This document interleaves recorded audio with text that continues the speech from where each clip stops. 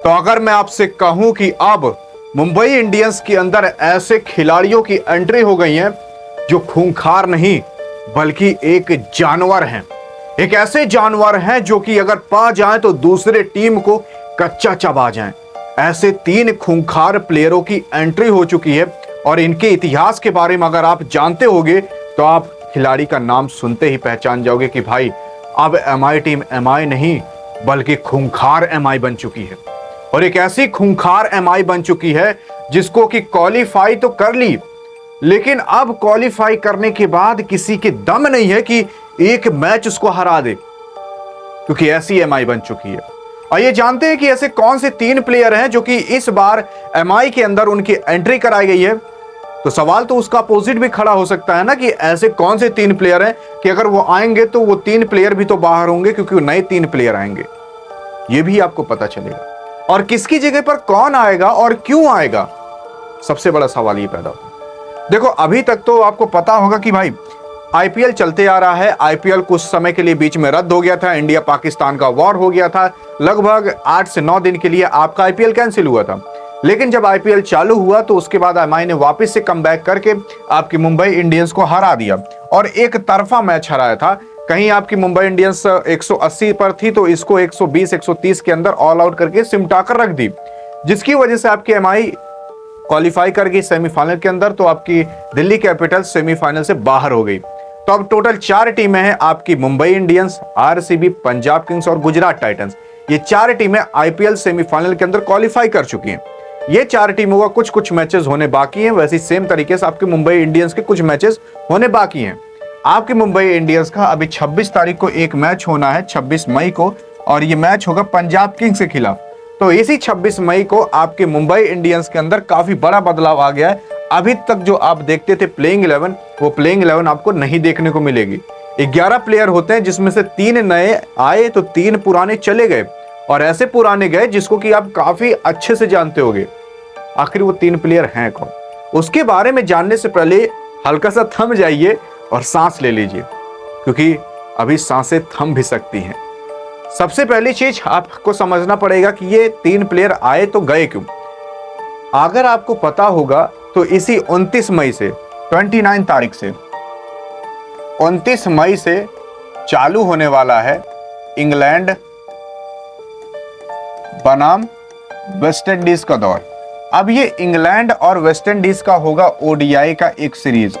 ये ओडीआई की सीरीज 5 मैचों की होगी, जो कि 29 तारीख से होगी ये 3 जून तक। इसी की वजह से इनके जो स्क्वाड के अंदर शामिल हुए हैं, यानी कि जो इंग्लैंड और वेस्ट इंडीज की जो टीम है, और उन्होंने जो टीम बनाई है इंटरनेशनल मैच खेलने के लिए इंग्लैंड और वेस्ट इंडीज की, तो उसके स्क्वाड के अंदर जो आया है उसको आईपीएल छोड़कर जाना पड़ेगा अपने देश के लिए खेलने। यानी कि इंग्लैंड के लिए खेलने कुछ खिलाड़ी जाएंगे और वेस्ट इंडीज के खेलने के लिए जाएंगे। और आपके एमआई के अंदर 3 ऐसे खिलाड़ी थे जो कि किसी न किसी टीम से बिलोंग करते थे। पहला रीजन तो ये हो गया। दूसरा रीजन है आपका कि भाई ये जो खिलाड़ी छोड़कर जा रहे हैं उसका सबसे बड़ा मेन रीजन आपका आता है यहाँ पर अब सामने, वो है WTC यानी कि वर्ल्ड टेस्ट चैंपियनशिप। यह वर्ल्ड टेस्ट चैंपियनशिप होगा आपका 11 जून से और होगा ये 15 जून तक। अब ये 15 जून तक हो रहा है तो आप सोच रहे होगे कि भाई अभी से ही क्यों बाहर निकाल दिया जा रहा है। देखो जो टेस्ट होता है ना, और ये WTC का फाइनल, तो WTC का फाइनल आप मान सकते हो जो टेस्ट मैच होता है उसका एक वर्ल्ड कप है। जैसे ओडीआई का वर्ल्ड कप होता है, वैसे T20 का T20 वर्ल्ड कप होता है, वैसे टेस्ट का वर्ल्ड कप WTC मान सकते हो। WTC मतलब वर्ल्ड टेस्ट चैंपियनशिप, जिसकी वजह से जो टीमें हैं वो कह रही हैं कि भाई अगर आप आईपीएल खेलते रहोगे, जो WTC के फाइनल में गई हैं, तो आप कैसे आकर टेस्ट की तैयारी कर पाओगे। इसी की वजह से वहां से अनाउंसमेंट आ चुकी है कि भाई 26 तारीख से पहले जितने भी लोग आईपीएल खेल रहे हो वो लोग अपने देश वापस से पधार दो। लेकिन सवाल तो ये उठता है कि WTC में है कौन, तो साउथ अफ्रीका बनाम ऑस्ट्रेलिया होगा। अब इसके लिए इंडिया भी एक बार संघर्ष की थी, बॉर्डर गावस्कर ट्रॉफी मैच खेली थी और उसमें जो जीता वो WTC के फाइनल में चला जाता, जिसकी वजह से आपकी इंडिया टीम यार काफ़ी बुरी हार मिली थी जब बॉर्डर गावस्कर ट्रॉफी खेली थी, वो भी टेस्ट के रूप में हुआ था। वहाँ जो जीता उसको ज़्यादा पॉइंट मिलता और वो WTC का फाइनल खेलता, लेकिन वहाँ ऑस्ट्रेलिया ने संघर्ष करके जीता और इंडिया हार गई बुरी तरीके से, जिसकी वजह से इंडिया WTC के फाइनल से बाहर हो गई। वही WTC का फाइनल ये 11 जून से होगा। और साउथ अफ्रीका और ऑस्ट्रेलिया वाली टीम बुला रही है कि भाई जितने भी लोग खेल रहे हो आकर यहाँ पर कम से कम कुछ प्रैक्टिस तो कर लो, क्योंकि IPL के अंदर आप T20 के फॉर्मेट में खेल रहे हो, आकर आपको एक ही बार में वो टेस्ट के फॉर्म में खेलना पड़ेगा, तो आप कैसे WTC का फाइनल जीत पाओगे। यही कारण है, दो मेन कारण, इंडिया और इंग्लैंड और वेस्ट इंडीज का दौर और साउथ अफ्रीका और ऑस्ट्रेलिया का WTC। इसी की वजह से कुछ प्लेयर बाहर जा रहे हैं। लेकिन सवाल तो ये उठता है कि भाई वो 3 प्लेयर हैं कौन से जो आपके MI से बाहर जा रहे हैं। तो आपके 3 प्लेयर ये आपके आंखों के सामने हैं। ये हैं सबसे पहले आपके विल जेक्स। विश्वास नहीं हो रहा ना? तो विल जेक्स आपके इंग्लैंड के खिलाड़ी हैं। विल जेक्स का भी स्क्वाड में वहां पर नाम आया, जिसकी वजह से जाना पड़ेगा।